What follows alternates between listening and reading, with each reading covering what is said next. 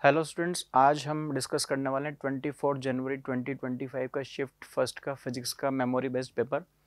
Start करते हैं। सबसे पहले question number 11। Initial velocity of an electron is v naught i cap and its initial de Broglie wavelength is lambda naught. We know that de Broglie wavelength जो होती है lambda equals to h by p. Lambda equals to h by p. Initial velocity इसकी जो है वो v naught दे रखी है, so lambda naught equals to h by m v naught. तो यहाँ से हम वी नॉट को सेपरेट कर सकते हैं। V naught will be h upon m lambda naught. इसको जरूरत पड़ेगी तो हम आगे यूज कर लेंगे। इसने पूछा है कि a uniform electric field of E equals to minus E naught K cap is applied Z direction में। माइनस जेड डायरेक्शन में एक इलेक्ट्रिक फील्ड अप्लाई किया है, तो इसने पूछा है कि अब जो नई डी ब्रॉगली वेवलेंथ होगी टाइम टी पे, वो इसने पूछा है as a function of time हमें पता करना है। तो सबसे पहले तो टाइम टी पे उसकी वेलोसिटी पता कर लेते हैं। यहाँ पे इनिशियल वेलोसिटी जो थी वो v naught along x axis थी। इलेक्ट्रिक फील्ड जो लगा रखा है वो अलोंग जेड एक्सिस लगा रखा है, तो यहाँ पे पैराबोलिक पाथ बनेगा। तो जो वेलोसिटी का एक्स कंपोनेंट होगा वो तो चेंज नहीं होगा, यानी जब वेलोसिटी लिखेंगे तो under root v x square plus v z square, इस तरह से आएगा। वेलोसिटी का जो एक्स कंपोनेंट है वो चेंज नहीं होगा, वी नॉट स्क्वायर, और वेलोसिटी का जो जेड कंपोनेंट है वो v equals to u plus at से निकाल सकते हैं। Initial velocity in z direction is 0। Force by mass से एक्सेलरेशन आएगा, तो फोर्स कितना हो जाएगा? फोर्स इज चार्ज इसमें e है, e अपॉन m, ये एक्सेलरेशन, और ये इनटू t, ये इसकी वेलोसिटी हो जाएगी फाइनली। किसी भी टाइम t पे इस पार्टिकल की वेलोसिटी ये होगी। अब जो नई वेवलेंथ होगी लैम्डा डैश, या जो लैम्डा t टाइम वाली होगी, सपोज लैम्डा डैश में लिख देता हूँ उसको, equals to again formula is h by p। p होता है मास इनटू वेलोसिटी। ये जो वेलोसिटी यहाँ से निकली है, इस वेलोसिटी को हम यहाँ पे पुट कर देंगे, तो h upon under root m, और v की जगह हो जाएगा v naught square plus e upon m into t का होल स्क्वायर। ठीक है, इस m को अंदर मल्टीप्लाई कर देंगे। जैसे m को मल्टीप्लाई करेंगे अंदर, तो ये m v नोट का स्क्वायर हो जाएगा। m v नोट जो है यहाँ से m v note is h by lambda, उसको यहाँ h बाय लेमडा पुट कर देंगे, यहाँ से m हट जाएगा। तो इस तरह से इसमें इजीली ऑप्शन हम मैच करवा सकते हैं। ऑप्शन नंबर 3 जो है वो यहाँ पे मैच हो रहा है। सो correct answer is option number 3।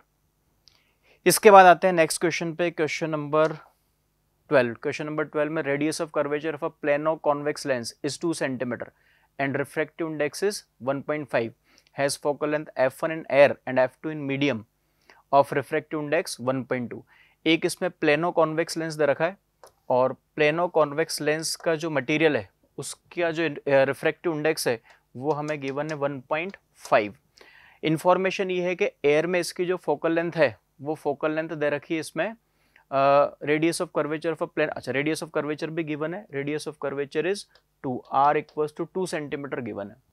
Has focal length f1 in air and f2 in medium of refractive index 1.2, calculate f1 upon f2। सबसे पहले लेंस मेकर्स फॉर्मूला यूज करेंगे इसमें हम, तो 1 बाय f1 एयर के लिए, तो n रिलेटिव -1 फॉर्मूला होता है, पहले फॉर्मूला लिख देता हूं मैं, n relative -1 1 by r1 minus 1 by r2, 1 upon f1 equals to n relative जो होगा वो 1.5 अपॉन 1, बाहर एयर है, -1, और ये 1 बाय r आ जाएगा, क्योंकि प्लेनो कॉन्वेक्स लेंस से एक तरफ का रेडियस ऑफ कर्वेचर इसका इनफाइनाइट है, एक तरफ का r है। तो अगर वैल्यू इसमें हम पुट करेंगे तो ये 1.5 माइनस 1 यानी 3/2 माइनस 1, 1/2 इंटू, और रेडियस ऑफ कर्वेचर इसकी 2 है, तो यहाँ से 1/4 आ जाएगा। मीन्स एयर में इसकी जो फोकल लेंथ है वो 4 है। सिमिलरली इसी फोकल लेंथ को मीडियम में कैलकुलेट करेंगे, तो again same formula 1/f2 equals to n relative. अब की बार n रिलेटिव कितना होगा? 1.5 अपॉन जो सराउंडिंग मीडियम है उसका रिफ्रैक्टिव इंडेक्स 1.2 माइनस 1, और अगोन यहाँ पे 1/r आएगा, तो 1/2 हो जाएगा। 1.5 upon 1.2, this is 5/4, 5/4 minus 1 into 1/2, यानी हो जाएगा 1/4 इंटू 1/2 मीन्स 1/8। तो यहाँ पे जो सराउंडिंग मीडियम हमने चेंज किया उसके अंदर लेंस की फोकल लेंथ जो होगी वो 8 आ रही है। f2 is 8 and f1 is 4। हमें कैलकुलेट करना था f1 upon f2, so f1 upon f2 will be 4/8 means 1/2। तो 1/2 का मतलब 1:2, ऑप्शन नंबर 2 इज करेक्ट।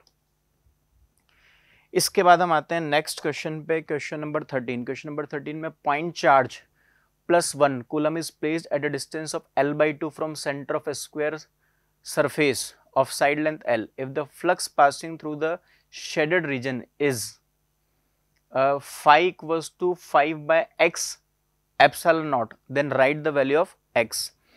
ये एक स्क्वायर सरफेस है और इस तरह का जो शेडेड पोर्शन है इससे कितना फ्लक्स पास हो रहा होगा और चार्ज यहाँ पर रखा हुआ है L/2 डिस्टेंस पे। तो सबसे पहले तो अगर इसमें हम क्यूब इमेजिन कर लें चार्ज के चारों तरफ, तो उसका जो टोटल फ्लक्स होगा वो Q/ε0 होगा यूजिंग गॉस लॉ। उसका ये जो सरफेस दे रखा है स्क्वायर सरफेस, ये एक फेस होगा, तो इस एक फेस से जो फ्लक्स पास होता है वो फ्लक्स पास होगा Q/6ε0 इस पूरे फेस से। अब इस तरह के जो शेडेड पोर्शन है, इस तरह का जो एक ट्राइंगल है, तो इसमें 1 2 3 4 5 6 7 8 टोटल नंबर ऑफ जो इसमें इस तरह के जो ट्राइंगल बनेंगे, ट्राइंगल जो वाले सरफेस बनेंगे वो 8 बनेंगे। तो अगर एक ट्राइंगल से अगर हमें फ्लक्स निकालना है तो एक ट्राइंगल से फ्लक्स निकालने का तरीका क्या होगा, इस टोटल को डिवाइड बाय 8 कर देंगे, ये हो जाएगा एक ट्राइंगल से। बट अब चूंकि जो शेडेड पोर्शन दे रखा है उसमें 1 2 3 4 और ये 5, तो इसको 5 से भी मल्टीप्लाई करना पड़ेगा। और Q की वैल्यू उसने जो है वो 1 कॉलम दे रखी है, तो Q को 1 पुट कर सकते हैं। तो आंसर इज 5/48 एप्सिलॉन नॉट। तो इसमें 5/48 एप्सिलॉन नॉट, तो अगर इसको कंपेयर करेंगे तो 5/x एप्सिलॉन नॉट है, तो यहाँ पे x की जो वैल्यू है वो हमें मिल रही है 48। सो करेक्ट ऑप्शन इज, मतलब करेक्ट आंसर इज 48। इंटीजर वाला क्वेश्चन था।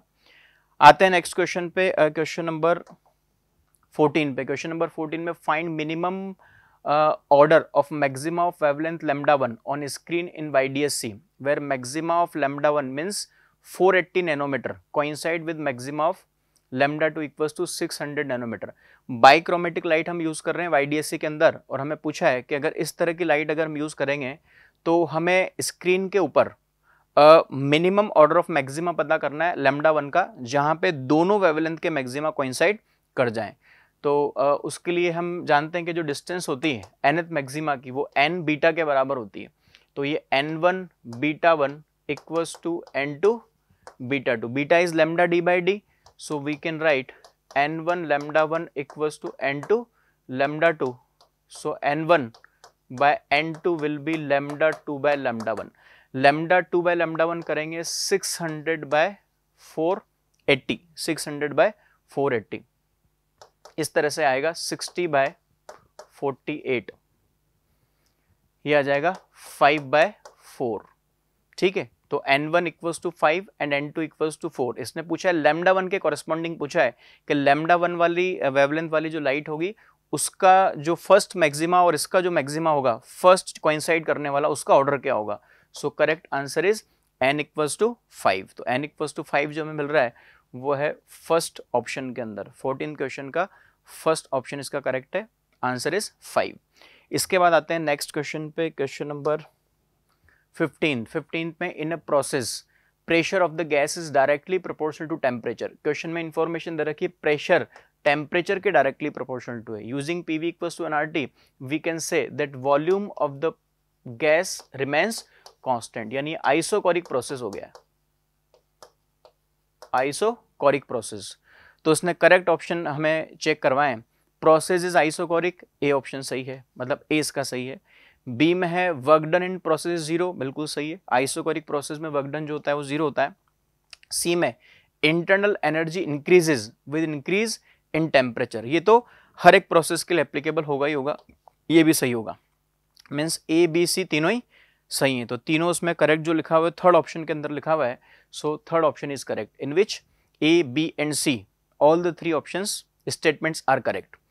आगे बढ़ते हैं नेक्स्ट क्वेश्चन की तरफ। नेक्स्ट क्वेश्चन, क्वेश्चन नंबर 16 में a particle executes SHM with its time period 2 seconds and has amplitude of 1 centimeter. What is the ratio of total distance and displacement in 12.5 second?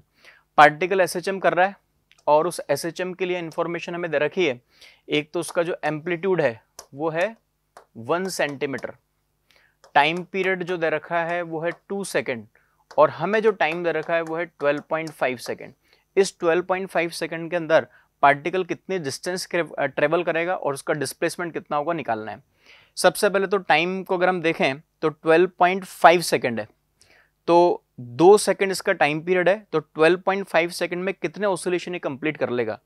अगर हम 12.5 second को 12 plus 0.5 देखें तो ये जो 12 second है, इस 12 सेकेंड के अंदर 6 ऑसिलेशन ये कंप्लीट कर चुका होगा। 6 ऑसिलेशंस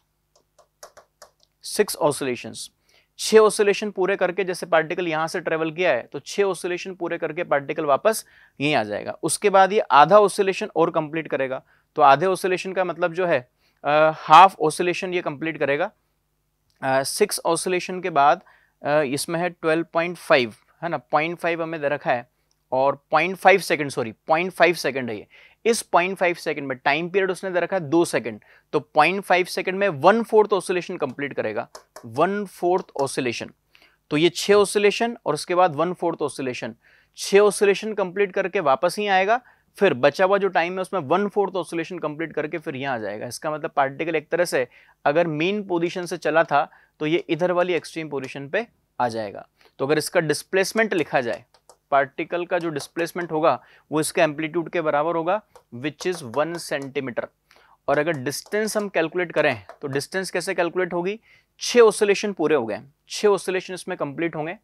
एक ऑसिलेशन के जो डिस्टेंस है वो 4 टाइम्स एम्पलीट्यूड होगी, एम्पलीट्यूड 1 है, यानी एक ऑसिलेशन की डिस्टेंस हो जाएगी 4 सेंटीमीटर। तो यहाँ पे 6 ऑसिलेशन की डिस्टेंस हो जाएगी 4 × 6 और प्लस फिर ये 1/4 ऑसिलेशन और यानी 1 सेंटीमीटर और चलेगा, तो 1 सेंटीमीटर इसमें और ऐड कर देंगे तो ये 24 + 1 यानी 25 सेंटीमीटर हो गया। तो डिस्प्लेसमेंट 1 है, डिस्टेंस 25 है, इसने दोनों का रेशियो पूछा है, तो जो दोनों का रेशियो होगा फर्स्ट ऑप्शन में आ रहा है 25/1। So option number 1 is correct. इसके बाद आगे बढ़ते हैं नेक्स्ट क्वेश्चन पे। क्वेश्चन नंबर है 17th। Find the maximum possible velocity for the given angle of banking theta on a curved rod of radius of curvature r having coefficient of friction mu। Formula based question ही है। अगर banked rod है और उस पर कोई गाड़ी travel कर रही है, रेडियस ऑफ कर्वेचर इसका r है, तो उस पर मैक्सिमम परमिसिबल जो वेलोसिटी होती है v मैक्सिमम, उसका फॉर्मूला होता है √rg mu plus tan theta upon 1 - mu tan theta, ये इसका फॉर्मूला होता है। तो हम देख लेते हैं चारों में कौन सा लिखा हुआ है, √rg mu plus tan theta upon, ये फर्स्ट में लिखा हुआ है, option number first is correct. 17th question का फर्स्ट ऑप्शन इज करेक्ट। आगे बढ़ते हैं क्वेश्चन नेक्स्ट की तरफ। नेक्स्ट क्वेश्चन नंबर 18th में, what is the fractional decrease in focal length of a lens when optical power is increase from 2.5 diopter to 2.6 diopter। We know that power of a lens is 1/f, so f equals to 1/p। Fractional change अगर हम लिखें fractional change in focal length, तो वो उसी के बराबर आएगा जो फ्रैक्शनल चेंज इन पावर होगा। तो बस हमें ultimately fractional change in power निकालना है। तो ऑप्टिकल पावर में फ्रैक्शनल चेंज कैसे निकलेगा, 2.6 - 2.5 अपॉन 2.5, यानी ये 0.1/2.5 यानी 1/25। 1/25 is the correct answer। 1/25 means 0.04, 0.04। So correct option is option number 2। 18th का question number option number 2 correct है। इसके बाद आगे बढ़ते हैं नेक्स्ट क्वेश्चन की तरफ। Question number 19। A water bubble is at a depth of 20 centimeter and radius of bubble is 1 centimeter। If the inner pressure of the bubble is greater than the atmospheric pressure by 2100 Newton per meter square, find the surface tension। इसमें एक ये air bubble दे रखा है और air bubble की जो depth है वो हमें दे रखी है, मैं इसको h लिख देता हूँ। यहाँ पे h गिवन है 20 सेंटीमीटर, है ना, h की जो वैल्यू है वो 20 सेंटीमीटर। इंफॉर्मेशन ये है, इसकी रेडियस भी दे रखी है r = 1 सेंटीमीटर। ये जो एयर बबल है इसमें लिखा हुआ है इसके अंदर का जो प्रेशर है वो as compare to atmospheric pressure 2100 newton per metre square ज़्यादा है। इसका मतलब अगर हम लिखना चाहें तो ये P in - P ये जो हमें दे रखा है ये 2100 दे रखा है, ठीक है। अगर हम इस P in को लिखना चाहें, है ना, इसके अंदर का प्रेशर कितना होगा, तो अगर वहीं से स्टार्ट करें तो ये हो जाएगा P प्लस ρgh प्लस और ये 2T/r and minus PATM equals to 2100। ये PATM से PATM कैंसिल हो गया है, सो फाइनली इक्वेशन बनी है rho GH plus 2T/R equals to 2100। हमें इसमें निकालना था,